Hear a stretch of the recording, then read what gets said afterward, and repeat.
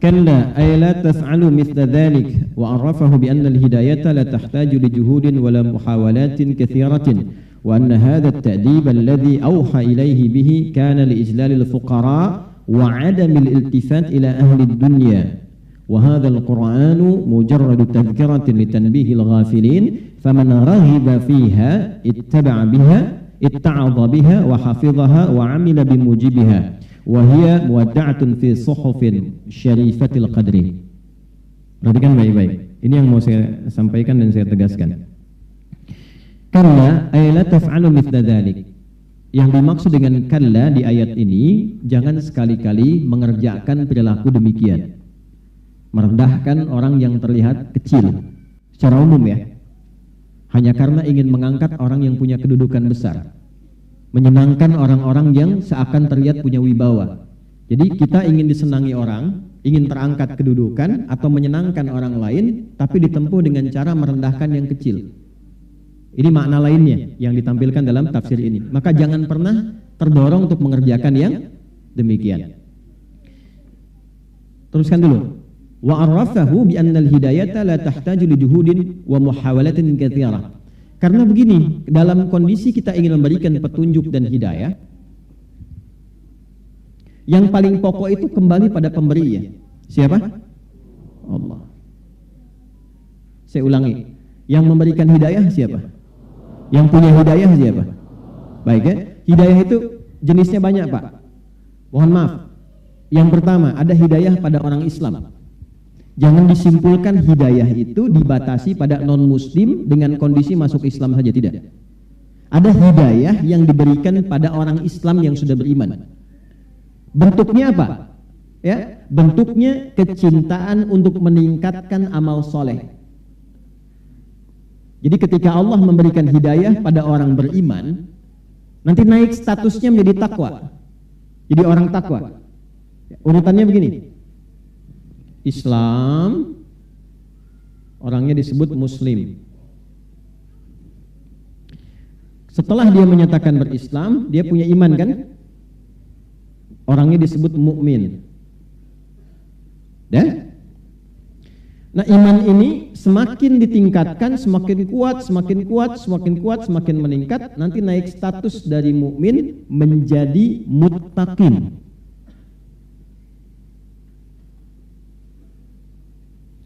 Di sininya takwa.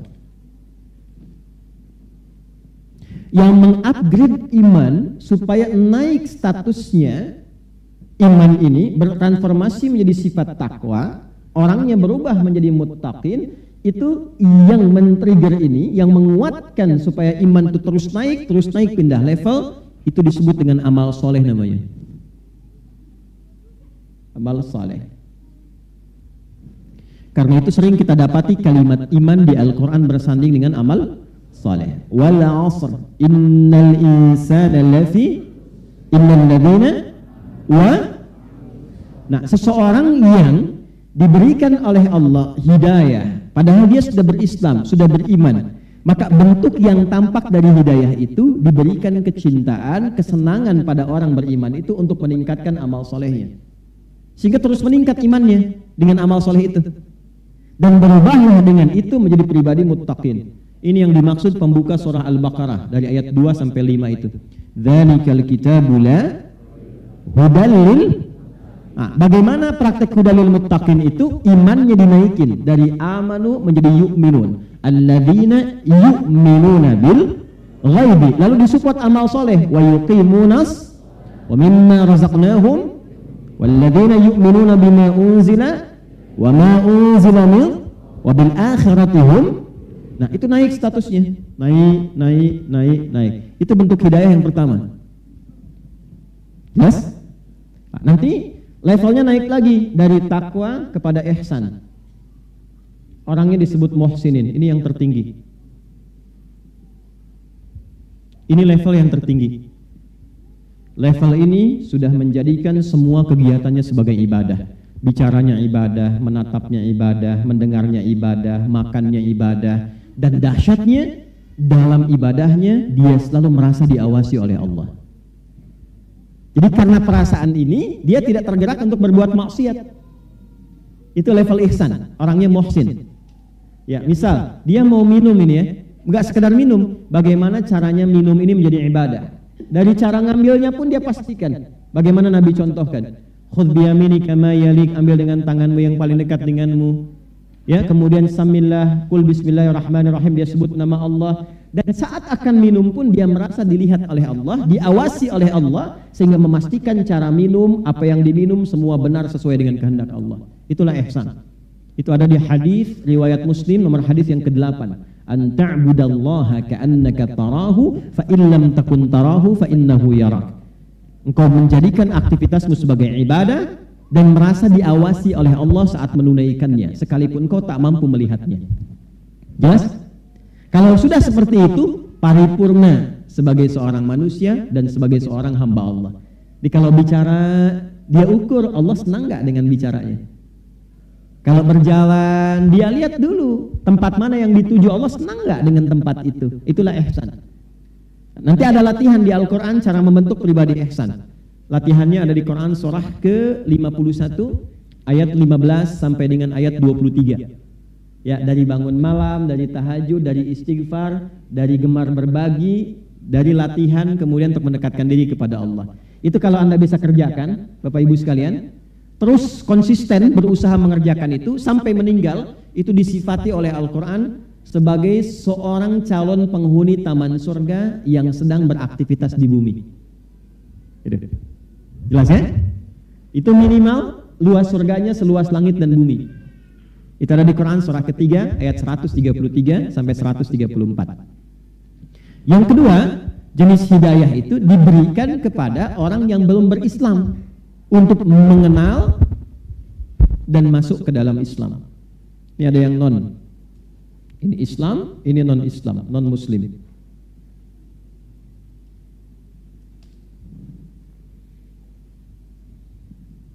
Tiba-tiba ada ketertarikan, bertanya, ada sentuhan kepada jiwa, turun hidayah. Baik ya? Dari situ mempelajari Islam, membandingkan, mengkomparasi dengan keyakinan dia sebelumnya, dan memutuskan masuk Islam. Nah, bagian kedua ini yang sering kita kenal. Bagian pertama kita lupa. Sesungguhnya saat seseorang itu, maaf, sudah berislam pun, belum tentu ada orang Islam bisa mampu mengerjakan amal soleh. Buktinya ada nggak orang yang mengaku Islam tapi nggak sholat? Ada, ya. Nah itu bisa dikatakan dia belum mendekat pada hidayah Allah. Jelas? Ada nggak orang Islam yang kaya tapi nggak mau zakat? Nah itu belum tentu. Ada nggak orang yang kaya tapi belum bisa haji? Jalan-jalan ke tempat wisata bisa, haji belum tentu bisa. Nah ini belum tentu dapat hidayah. Caranya kita doakan, itulah sebabnya muncul pengajian untuk mencas lagi supaya senang amal saleh. Ini selama hidup sudah pernah tahajud belum? Selama hidup sudah pernah salat tasbih belum? Selama hidup apa? Urutkan, kan saya sering pernah katakan. Coba bikin menu-menu keislaman, itu aja sampai meninggal kita jaga. Ya, syahadat jaga, kan 5 yang pokok itu. 1 syahadatain kan? Satunya kenal Allah, asyhadu an la ilaha. Mesti kenal, mesti ada ilmu. Kalau nggak ada ilmu, nanti lemah syahadatnya. Dikasih jabatan bisa pindah, kasih sembako pindah. Ya, sekarang dengan kata-kata rayuan bisa pindah, itu bahaya kan? Ya, makanya mesti ada ilmunya. Fa'lam annahu la ilaha illallah, mesti ada ilmu. Yang kedua itu, ya di bagian pertama, sub keduanya, wa asyhadu anna Muhammadan. Kenal Nabi, harus kenal Nabi Muhammad. Jangan cuma di lisan syahadat, kenali. Karena semua yang terkait dengan beliau itu teladan hidup. Kenali beliau itu siapa, lahirnya di mana, keluarganya bagaimana, perjalanan hidupnya seperti apa. Dari mulai kecil sampai dengan wafatnya, bagaimana perilakunya, ikuti. Nah itulah makna syahadat. Kita sholat, ikuti bagaimana cara Nabi sholat. Ya? Bukan hanya sholatnya, tapi cara berbakti pada orang tua bagaimana.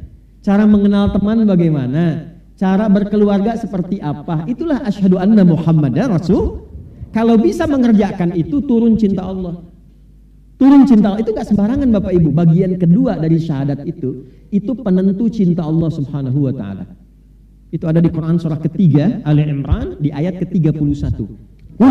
in kuntum tuhibbunallaha fattabi'uni yuhibbukumullah wa yaghfir lakum dzunubakum. Firaukan Muhammad sallallahu alaihi wasallam, katakan pada seluruh hambaku yang serius mencintaiku, kata Allah, buktikan cintamu, buktikan kesungguhan cintamu padaku dengan mengikuti ini Muhammad sallallahu alaihi wasallam. Jadi kalau kita mampu ikuti Nabi, belajar aja pelan-pelan secara proporsional. Hari ini saya mau belajar cara bangun tidurnya Nabi. Cari kalau Nabi bangun tidur bagaimana, diikuti dengan dasar kita ingin ikut Nabi. Maka saat kita melakukan itu turun cinta Allah. Saya ingin belajar bagaimana cara memandangnya Nabi. Nabi kalau melihat itu bagaimana? Diikuti, keluarkan ayat, keluarkan hadisnya, dipraktekkan, sepekan belajar itu, turun cinta Allah, dilekatkan pada pandangan kita. Jadi kalau seluruh hamba ini sudah terjaga dengan cinta Allah, maka seluruh perbuatannya akan dijaga dengan rahmat Allah Subhanahu wa taala. Bicaranya turun rahmat Allah. Jalannya turun rahmat Allah. Kalau rahmat sudah turun, selesai. Dijaga dia dari perbuatan yang menyimpang. Wa yaghfir lakum dzunubakum, diampuni dosanya. Ciri orang diampuni dosa, diberikan oleh Allah penjagaan pada dirinya, adalah malaikat yang turun di sampingnya. Apa kaitan dengan ayat? Itu yang akan kita baca nanti. Ya. Tapi tidak masuk status maksum. Maksum itu hanya untuk nabi, untuk rasul. Cuma dijaga, ya. Penjagaannya berupa kemuliaan. Dalam bahasa Arab disebut dengan karamah namanya. Ya, kalau nabi dapat mukjizat, kalau manusia biasa mendapatkan apa? Karamah. Dan karamah tidak diperjualbelikan, tidak buka papan nama ya. Gitu. Biasanya ketahuannya setelah meninggal. Ya, baru ketahuan. Kalau mukjizat didemonstrasikan untuk menunjukkan legalitas kenabiannya. Kalau karamah tidak didemonstrasikan. Ya, tujuannya bukan untuk mendapat pengikut, tidak. Nanti setelah dia meninggal, ada pengakuan dari orang sekitarannya, oh dia pernah begini. Nah, itu yang disebut dengan kebaikan yang diridhai oleh Allah Subhanahu wa taala. Nanti menu keduanya salat. Ya, keluarkan semua jenis salat, bikin diagramnya. Salat satu yang pokok apa aja, yang sunnah apa. Nah, selama hidup dicek yang belum ditunaikan apa. 3 zakat. Ya kan? Termasuk rukun Islam kan? Nah, udah pernah zakat belum? Kalau belum, bikin cita-cita. Selama hidup saya pengen zakat. Dulu orang mau kaya dengan dagang itu bukan karena ingin kayanya, supaya bisa beramal soleh dengan harta. Di tujuan kaya itu supaya bisa zakat, supaya bisa infak, supaya bisa sedekah. Bukan untuk pamer. Kalau pamer yang di jahiliyah, Pak. Jahiliyah itu bekerjanya supaya kaya buat pamer. Makanya dulu ada tempat kumpul-kumpul untuk pamer harta, nggak tanggung, dihitung, ya dihitung. Makanya nanti salah satu sebab turunnya surah Al-Humazah itu karena kebiasaan ini. Ada namanya aswak, pusat hiburan, suk uqad, suk dumatul jandal, dan yang paling elit, paling prestisius. Anda kan lihat kalau ke Mekah, ke Masjidil Haram, di sampingnya ada bukit besar yang ada istana itu. Nah, itu tempat paling elitnya, namanya Jabal Qubais. Jabal Qubais. Ini dulu tempat paling elit. Orang berkumpul setiap pekan hanya untuk pamer kemewahan. Jadi sepekan itu yang berniaga, ya kan? Yang cari macam-macam, semua kumpul di tempat ini untuk pamer, untuk diukur siapa yang hartanya paling banyak, karyanya paling bagus. Yang karyanya paling bagus ditulis dengan tinta emas, nanti dikelilingkan ke Ka'bah. Disebut dengan mu'allaqat, yang ditempelkan di Ka'bah. Kelak di era Islam akan diganti dengan kain kiswah yang berisikan ayat Quran dan Asmaul Husna. Jelas? Nanti yang paling kaya diangkat status jadi terhormat. Nih, jadi crazy rich kalau sekarang, yang punya kedudukan. Ya, jadi kalau misalnya maaf hanya untuk update status, flexing, oh jahiliyah udah hatam. Dan terkenal pada masa itu, tokohnya ada, bisa dilacak. Anda pun kenal sampai sekarang tuh. Ya, tahu Abu Jahal, Abu Lahab, tahu kan? Gitu. Jadi itu diantara tokoh-tokoh yang dulu, yang flexing ada, ya kan? Yang pamer-pamer ada, yang suka ngitung-ngitung ada, ya. Abis ngitung ngerosting orang juga ada, gitu. Sudah ada dulu, ya. Ada ayat roasting itu ada suratnya. Wailul likulli humazatil Celaka orang yang suka roasting orang lain tuh. Jangan dipotong kalimatnya ya. Ya, alladzi jama'a mala wa habis itu ngitung-ngitung honor, dilihat-lihat, kumpulin, hitung-hitung. Ya, ini kecenderungan kalau orang sudah banyak harta cenderung merendahkan orang yang kecil. Ya, yahsabu anna malahu akhlada, dia menduga harta itu membuat dia naik status elit dan mengekalkan eksistensinya dan sebagainya. Nah, ini kondisi ketika Islam datang, hidayah turun, dibimbing jadi lebih baik. Jadi orang bekerja itu bukan naikkan status jadi semata kaya, bukan, tapi bagaimana dia bisa beribadah dengan hartanya. Maka zakat jadi tujuan. Maka selama hidup kita mesti punya cita-cita. Cita-cita saya yang ketiga, satu, saya bisa zakat selama hidup. Jadi kebanggaan di hadapan Allah saat diagram keislaman kita dievaluasi, kan ada checklistnya tuh. Anda masuk kantor kan di checklist, masuk Islam di checklist juga nanti. Checklist pertama syahadat, kuat enggak? Checklist kedua sholat tuh di hari kiamat dihisab. Yang ketiga checklistnya zakat, ada enggak? Maka punya cita-cita dari sekarang. Enggak akan dilihat berapa jumlahnya, yang penting selama hidup saya pernah zakat, saya pernah infak, saya pernah sedekah. Masuklah checklist catatan buku kita. Kitab, iqra kitabak, baca nih kitabmu. Kafa bi nafsika al-yawma 'alaika hasiba. Inilah hisab yang pernah kamu kerjakan selama di dunia. Jangan bangga dulu kalau hartanya dititipkan lebih, dicek dulu fungsi ibadah dari harta itu berapa yang sudah terlaksana. Awas, apalagi yang paling berlebih selama hidupnya, wakaf aja belum pernah. Nanti hati-hati itu hisabnya. Ya, minimal cari yang kecil dulu, wakaf mushaf pelan-pelan sehingga meringankan hisab. 4 apa? Puasa. Keluarkan menu-menu puasa. Bukan hanya Ramadan, puasa Senin, puasa Kamis, puasa Ayyamul Bid misalnya, ya. Pernah aja kerjakan supaya kita senang, ada checklistnya, kita pernah mengerjakan itu. Ya. Yang kelima, haji, umrah. Nabung supaya ada usahanya. Man istata'a ilaihi sabila. Kalau meninggal belum pernah ibadah haji, belum pernah umrah, tapi ada catatan malaikat selama hidupnya dia berusaha menabung untuk mewujudkan itu. Itu aja, simpel kok. Kalau profesinya silahkan, jadi dokter silahkan, jadi arsitek silahkan, ya kan? Silahkan. Nah, fungsinya kita mengaji seperti ini untuk mengingatkan kembali, jangan-jangan selama hidup ada yang belum terlaksana. Maka pengajian salah satu cara kita menjemput hidayah. Sehingga ketika hidayah itu didapatkan, kembali dari sini kita ingat lagi kita belum sholat yang sunnah, belum mengerjakan ini, masukkan itu ke dalam menu kehidupan kita sebelum meninggal. Itu yang dimaksud dengan hidayah bagian pertama. Bagi yang mengajar seperti saya, ya, posisikan semua sama yang datang. Jangan karena yang ini punya status, ngadapnya ke sini aja, yang ini nggak pernah dilihat misalnya.